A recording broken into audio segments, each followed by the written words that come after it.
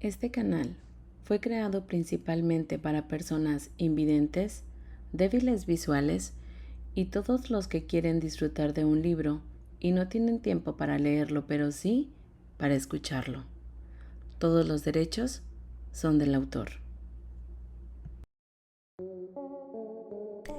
El linaje del arcángel, de Nalini Singh, del gremio de los cazadores. Capítulo 52. La legión había diseñado bien su casa.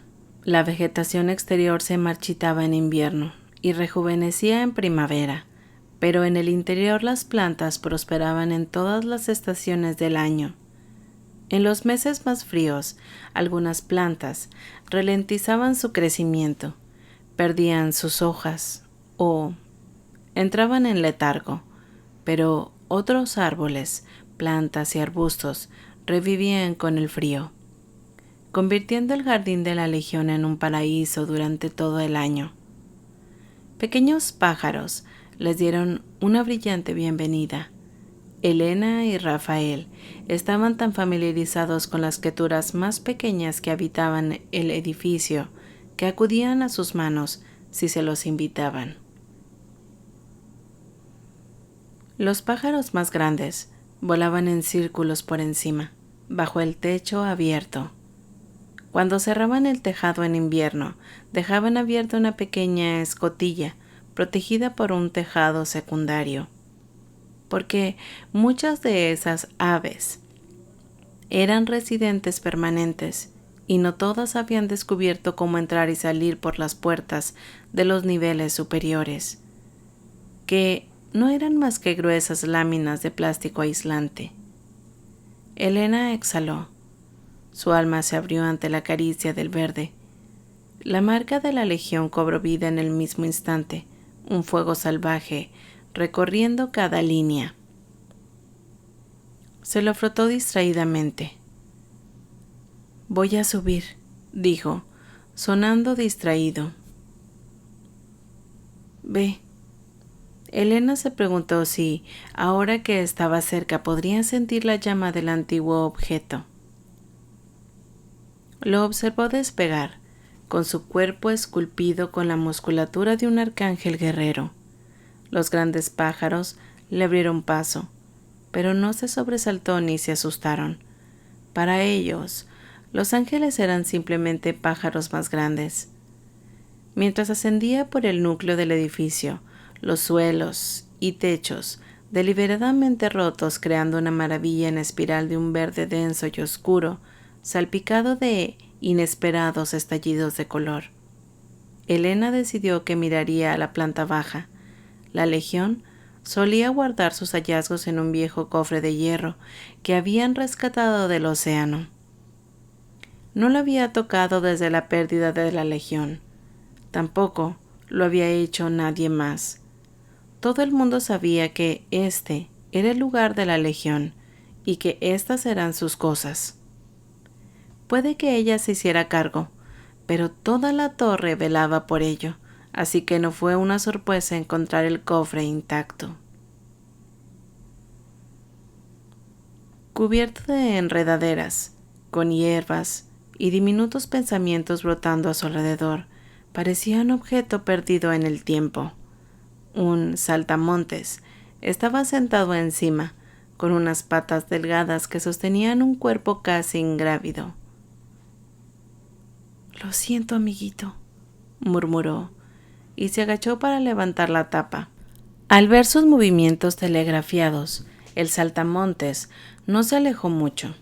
En su lugar se posó en una hoja verde y brillante del arbusto ornamental, junto al tronco, observando mientras ella examinaba los objetos que la Legión había considerado tesoros. Le dolía el corazón. Justo encima había una vieja hoja arrojadiza que había desechado tras romperse la punta. Junto a ella estaba el fragmento de un guantelete que reconoció como parte de un conjunto que Rafael solía tener. No recordaba cuándo se había estropeado, quizá en la batalla que había llevado a la Legión hasta ellos. Con los ojos calientes y la garganta en carne viva, tocó suavemente con los dedos los objetos antes de sacarlos con cuidado y colocarlos uno a uno sobre la hierba. Rafael subió en espiral por el bosque interior que la Legión había hecho nacer. Ya no era solo él y su cazadora los que venían a admitir esta joya verde. Muchos en la torre habían pedido permiso para visitarla, y Elena se los había concedido con generosa calidez. Las únicas reglas eran que los visitantes no causaran daños y que añadieran una planta al interior o al exterior. Muchos de los empleados y residentes de la torre habían ido mucho más allá, y algunos pasaban horas a la semana cuidando el regalo que la Legión había dejado a su paso. Estaba seguro de haber visto a Holly o a Benham entrar en un granado hace unos años. Y hoy pasó volando junto a un árbol plateado en lo que él había sido la octava planta, con la rama cargada del característico fruto rojo púrpura. Sintió el impulso de tomar una de las frutas, partirla por la mitad y darle las deliciosas semillas a Elena, pero algo más lo impulsó hacia adelante, cada vez más alto, hasta que pensó que saldría hacia el cielo, pero entonces se encontró frenando hasta que se detuvo a unos 3 pies de la cima. A su izquierda crecía un árbol que se había arraigado a los restos de un piso inferior, y luego se había unido a la pared mediante enredaderas que se entrelazaban alrededor de su tronco. Arqueaba una rama fuerte sobre su cabeza, y la luz caía a través de las hojas. Era una filigrana de encaje sobre su piel. Pasó la mano por debajo embelesado. «Arcángel, ¿encontraste algo?» Roto el hechizo, miró hacia abajo y vio el fuego blanco del pelo de su consorte. «No. ¿Has tenido más éxito?» «No». Su voz mental contenía un áspero de emoción. «Solo pedazos de ellos». Casi se dejó caer. Fue hacia ella, pero tuvo que ir hacia la izquierda, hacia el árbol que crecía en medio de un rascacielos en Manhattan, aterrizando en el afloramiento irregular que apenas era lo bastante grande para el árbol y los helechos que lo rodeaban. Buscó aquello que no era natural, pero su mirada se dirigía a un nudo de enredaderas. Poder que ondula a través del tiempo, se recordó a sí misma. Y no luchó contra el impulso. En lugar de eso, se arrodilló junto al nudo y lo alargó a la mano para separar las hebras. La marca de la Legión encendió un fuego tan brillante que captó la luz en el borde de su visión. «Elena, vuela hacia mí». Sus alas sonaron detrás de él, incluso mientras tiraba de las lianas sin causar daños mortales. «Ya está». El metal brillaba con una azul obsidiana, y cuando lo recuperó, palpitaba como una suave calidez. El zumbido que había oído por primera vez cuando Alexander le mostró su trozo de la brújula comenzó de nuevo, más tarde y profundo. «Otro regalo, Bepti, que debemos agradecer a la Legión».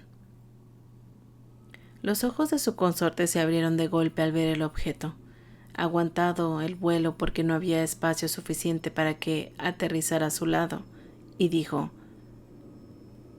«Ya veo a qué te refieres. Cuando dijiste que podía parecer una cuchilla, pero no lo es. Viene de otro tiempo», murmuró. «Un tiempo que tuvo que terminar antes de que el nuestro pudiera comenzar».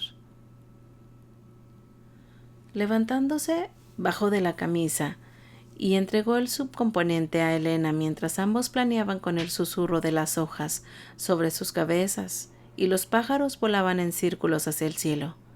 No les sorprendió lo más mínimo ver una lechuza de plumas blancas, como la nieve posado como un pequeño naranjo frente a ellos. Con los ojos de un dorado puro, y brillante. «Gracias, Lady Cassandra», dijo, sabiendo que ella la escucharía, aunque estuviera sumiéndose en un sueño. Su lechuza le transmitiría sus palabras. «Gracias por esta interferencia que podría salvar nuestro mundo». Su respuesta fue distante y cansada, pero clara. «Aún no es hora de que se conviertan en los ancestros, no hasta dentro de eones». Los ojos de Elena brillaron cuando se encontraron con los suyos, el poder en ellos tan salvaje y vivo como ella. «Puedo oírla cantar», un susurro, «una canción dentro de mi cabeza». «Oigo un zumbido. ¿Es eso lo que oyes?». Pero ella negó con la cabeza. «No, es una melodía delicada, pero ella está ligeramente desafinada». Frunció el ceño. «Casi, pero no del todo bien». «¿Sujin?». Elena levantó los ojos del objeto que tenía en la palma de la mano. «La última pieza. La nota discordante. Aún no la he encontrado». «La suya siempre ha sido la tarea más difícil. No hay forma de que pueda buscar a la inmensidad de su territorio en el tiempo dado». Elena le devolvió el trozo vivo de sus orígenes. «La música se ha detenido. Debo sostenerlo para oír la canción. El zumbido es constante para mí ahora, pero no intrusivo. Como tener una mascota ronroneando en un rincón». Ambos miraron el objeto aparentemente inofensivo. «Oh, sí», murmuró Elena. «Eso no es una cuchilla.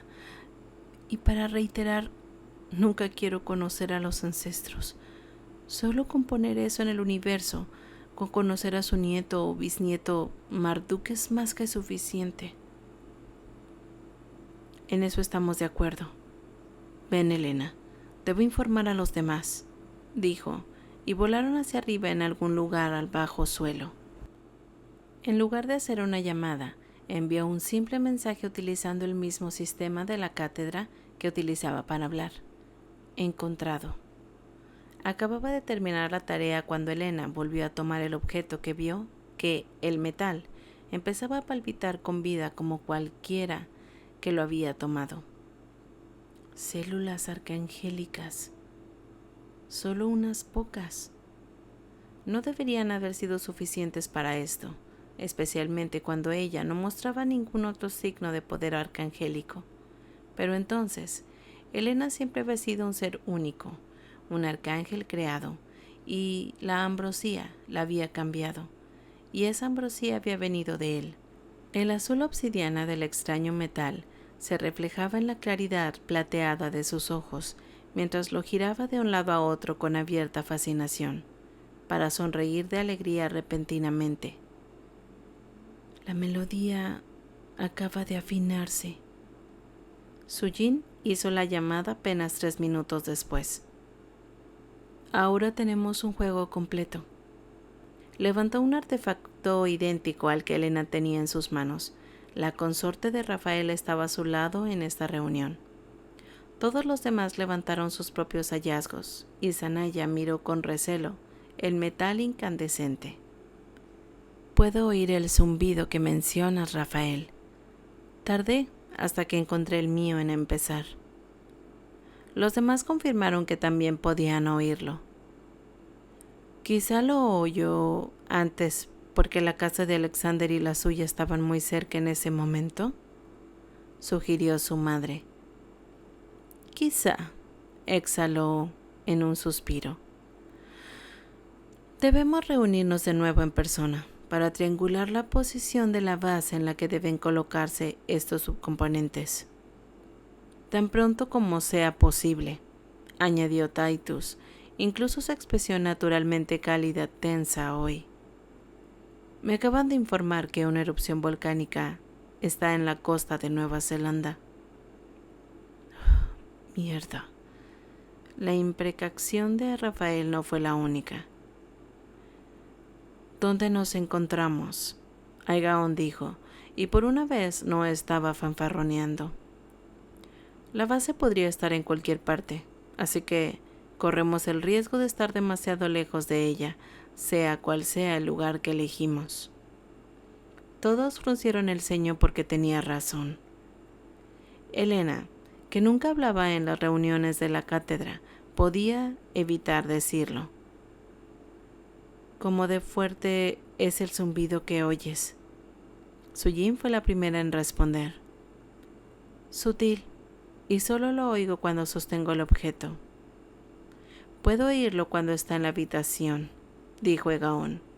No más lejos.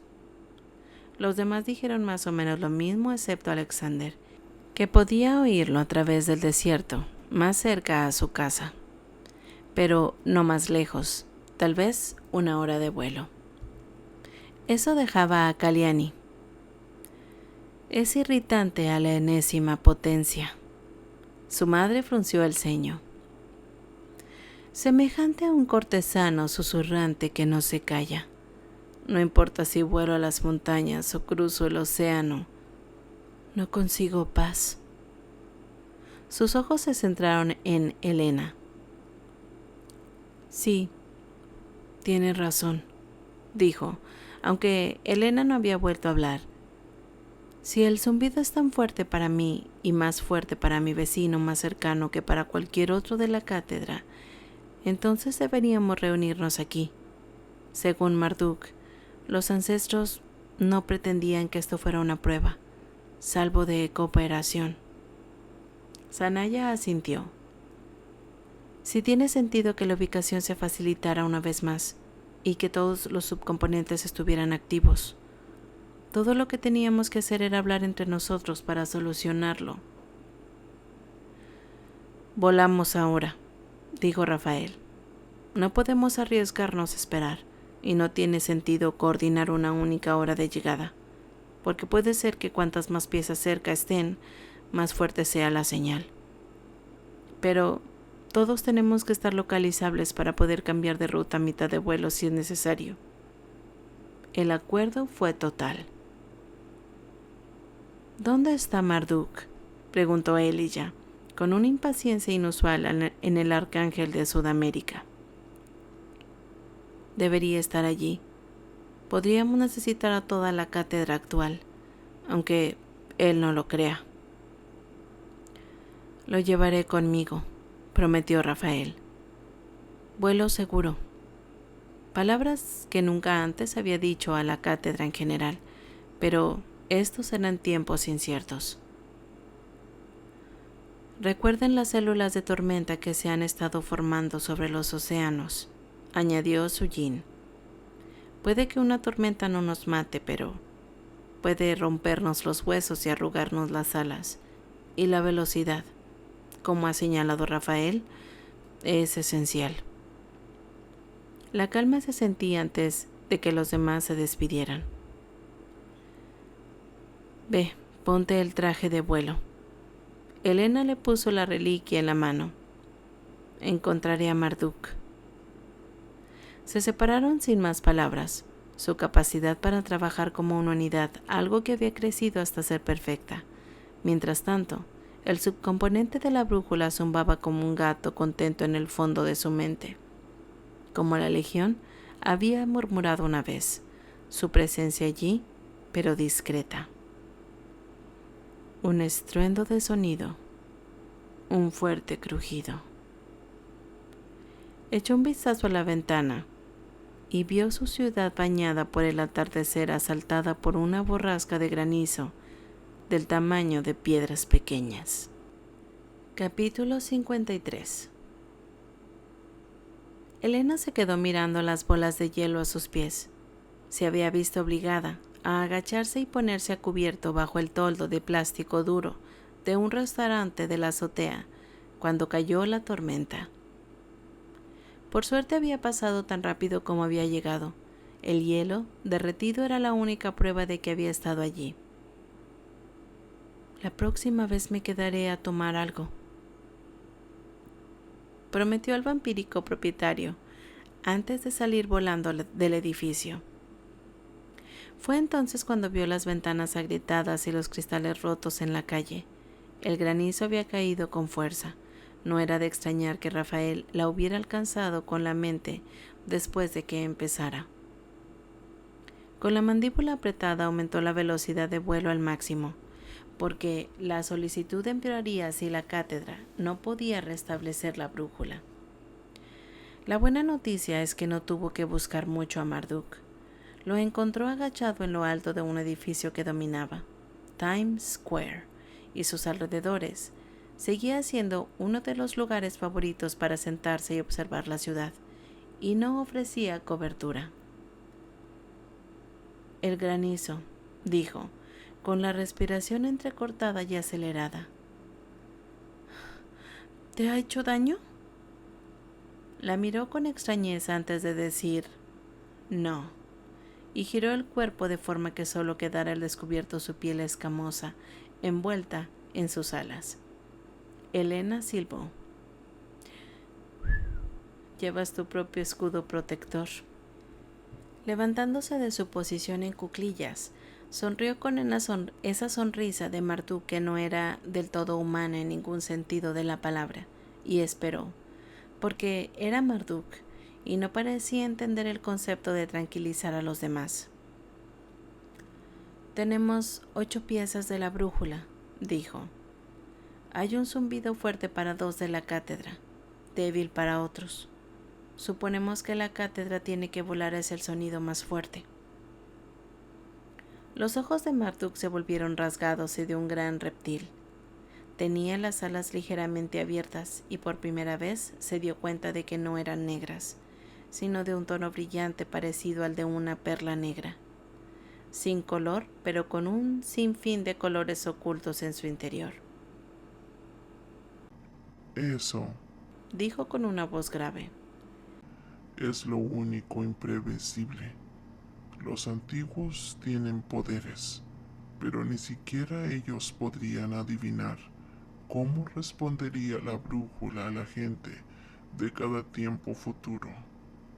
Cuando se creó por primera vez, la triangulación se produjo a través de haces de luces disparados hacia el cielo, para fundirse en un punto sobre la base. Los ojos de Elena brillaron. Vaya, ella podía imaginarlo. Guadañas de luz lo suficientemente fuertes como para ser vistas en todo el mundo. El objeto brilló como con Rafael y conmigo. Por eso es todo. ¿Ningún rayo de luz? Entonces escuchamos el sonido. Se levantó con una última mirada a las calles de abajo. Esta ciudad tuya fluye y respira como la sangre en las venas o el aire en los pulmones. Hay otras ciudades en el mundo que sus habitantes podrían decir que son iguales, reconoció Elena. Pero para mí solo será Nueva York. Se elevó en el aire consciente de que Marduk venía a su lado. Cuando aterrizó en el tejado de la torre mientras la última luz de los rayos del sol se desvanecía del cielo, se encogió de hombros ante la necesidad de cambiarse para el vuelo. Ya estoy en cuero. No comentó que aquellos cueros no tenían mangas y estaban abiertos hasta la mitad del pecho. Sus pantalones tenían cordones laterales que dejaban al descubierto la piel de escamas, pero por lo que pudo ver, sus escamas bien podrían ser una armadura. Al parecer, ese lado compensaba la pérdida de calor de su piel más normal. Rafael entró en el tejado en ese momento, con el subcomponente de la brújula de una funda de brazo segura en el bíceps izquierdo, y sus pies de un negro viejo y desgastado. Marduk saludó, antes de volverse hacia Elena. Cuida de nuestra ciudad, Bepti. Siempre, Ángel.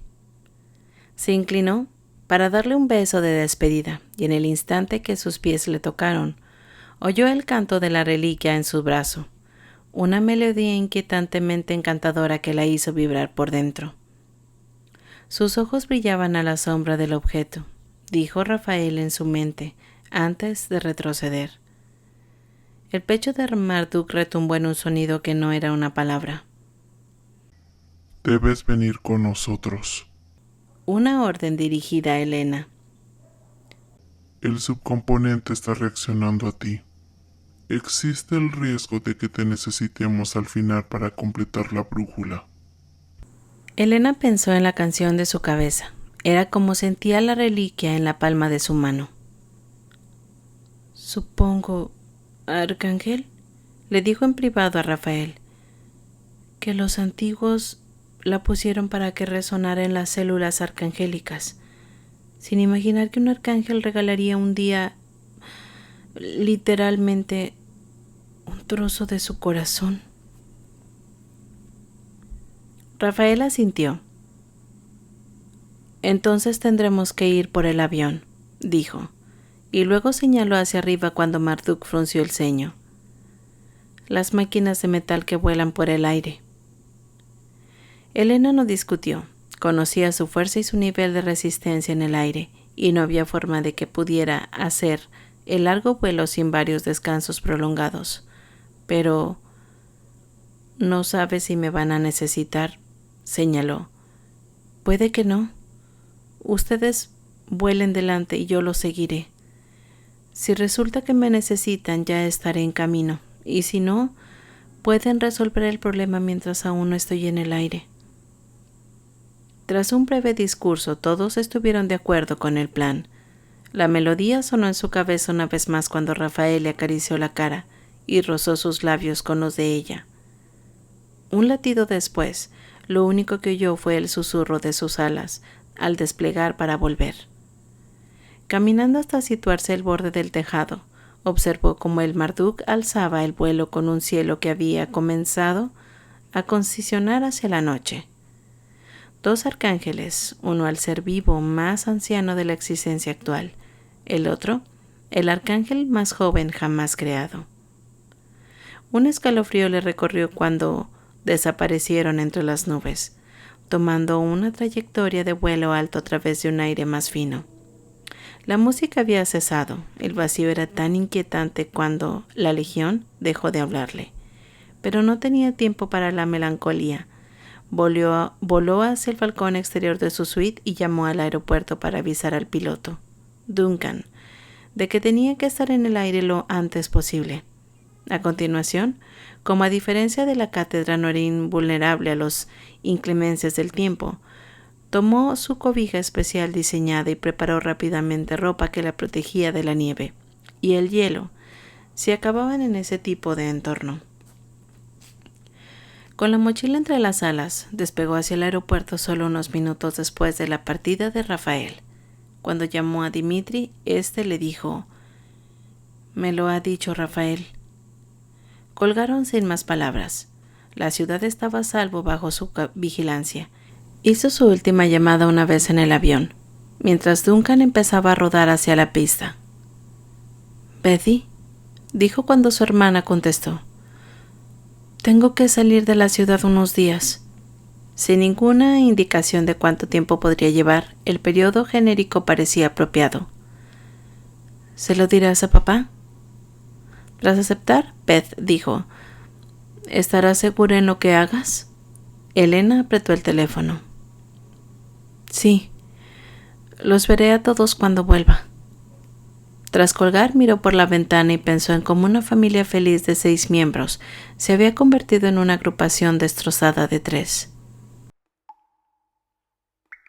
El sonido de la sangre cayendo al suelo al desprenderse de los dedos rotos de su hermana muerta le había atormentado durante años y aún lo hacía a veces. Hoy, sin embargo, lo que la atormentaba era el recuerdo de la mano de Beth agarrando la suya, su carita blanca y pellizcada mientras su cerebro infantil luchaba por comprender el horror. Primero Belle y Ari, luego Marguerite, se fueron para siempre.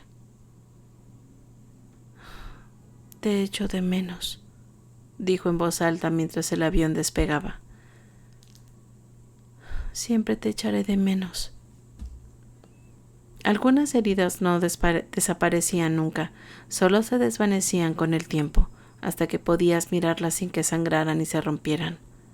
Otro escalofrío la sacudió.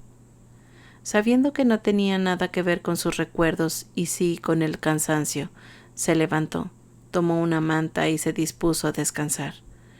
No sabía lo que le depararía el día, así que mejor dormía cuando pudiera. Fue el aroma de las gardenias lo que le dijo que estaba soñando, pero no apartó la mirada de la cara sonriente de su madre. Mientras estaba sentada una frente a la otra en el suelo de la cocina, Marguerite, tan etérea y hermosa, había colocado una alfombra tejida sobre la baldosa y estaba sentada, desgranando guisantes de la gran cesta que había recogido de los jardines. «Chérie, ¿por qué pones esa cara?» Los ojos de Marguerite contenían el amor desatado. La palidez de su cabello resplandecía bajo la luz del sol que entraba a raudales por detrás de ella. La misma luz del sol acariciaba el dorado oscuro de su piel. Mirando sus propias manos, el tono de su piel parte del legado de Marguerite, Elena vio que eran las manos de una adulta, no de la niña que había sido, sino esto fuera un recuerdo. «Tengo miedo de no volver a verte después de despedirnos como es debido». Marguerite rompió una vaina de guisante mientras sonreía con indulgencia. Cesti, siempre estaré aquí. Puso una mano sobre el latido del corazón de Elena. Tu mamá nunca te dejará. Tomó otra varita. Es imposible que una madre abandone a sus bebés. Elena quería decirle a Marguerite que ya la había dejado una vez, que también había dejado a Beth, pero sabía que eso borraría la sonrisa de su madre y haría que una nube eclipsara el sol. Así que se limitó a partir guisantes, comerse unos cuantos y hablar con la madre, a la que nunca más volvería a ver, por mucho que viviera. Hasta aquí el capítulo 52 y 53 de El linaje del arcángel. Gracias por escucharme.